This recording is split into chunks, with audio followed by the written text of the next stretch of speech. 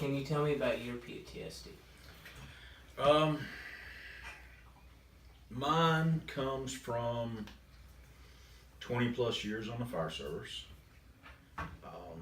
Throughout my career, I've run some pretty terrible calls. Um, and for the most part, they never bothered me until one call. Um, January 20th, 2015. I'm sorry, 2014. Was a day that changed my life forever.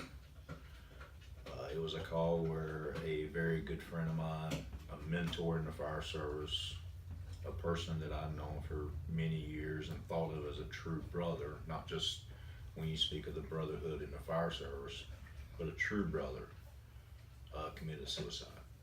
And it was a call that I went on and was there when it happened. After that, yeah, I went through a period of time where that was all I saw was that call. And then shortly after that, every call that I ran had run from the time I started in the fire service until that day just started reappearing in my brain. And it's just pictures over and over and over and over of the same things. I can't even drive down the road that he lived on. When I say I can't, if I have to on my job, I can. But as far as if I'm leaving my house to go in that direction, I do not go down that road just because I can't do it. I'll end up on the side of the road crying. There's certain things, certain songs. I can't remember the name of the song right now, but it's the one about sitting on the dock and drinking a beer, remembering a friend. I have a good buddy of mine that's in a band, and he plays that song, and for the first year after that incident, he could never understand why I'd get up and walk out when he played that song. It reminds me of him. You know, there's so many triggers that you never know when it's going to happen. I could be driving down the road and hear a song from a concert we went to and it hit me.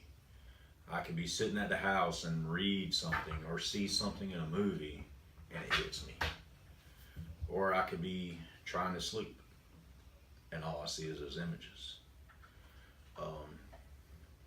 It's really hard to explain unless you live it, to be honest. You know, most people, how many hours of sleep do you try to get a night? 6 to 8 hours. Split the recommended time. I live off of 3 to 4 hours of sleep at night. Every day. Not because I'm not tired, not because I don't want to sleep, but because I can't sleep. Because a lot of it's fear. Because I've seen those images so many times, I don't want to see them again. And when your mind rests, it rests on what is in your mind. When your mind is at rest, it shows you, basically you're letting your guard down. And those images pop back up. And so I don't let my guard down. Does that make sense? Yeah. And so I don't sleep. You know? What I found actually in the last year is I actually sleep better at the firehouse than I do in my own bed at home. And a lot of it has to do with the fact that the pager can go off at any time to disturb that.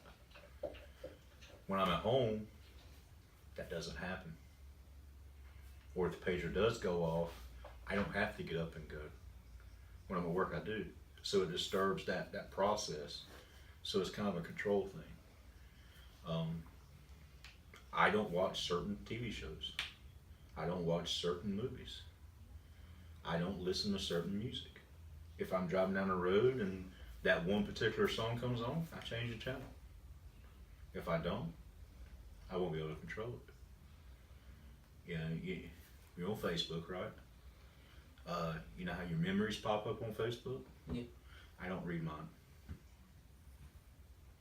Because there's a lot of them that remind me of that day and the months afterwards. And I don't read them because it'll trigger it. And when it's triggered, really triggered, I'm a useless human being. Because all you want to do is curl up in a fetal position and cry. And if you've never seen a grown man be absolutely useless, find someone on that's got PTSD when they're going through one of their crises. And that's what you'll see.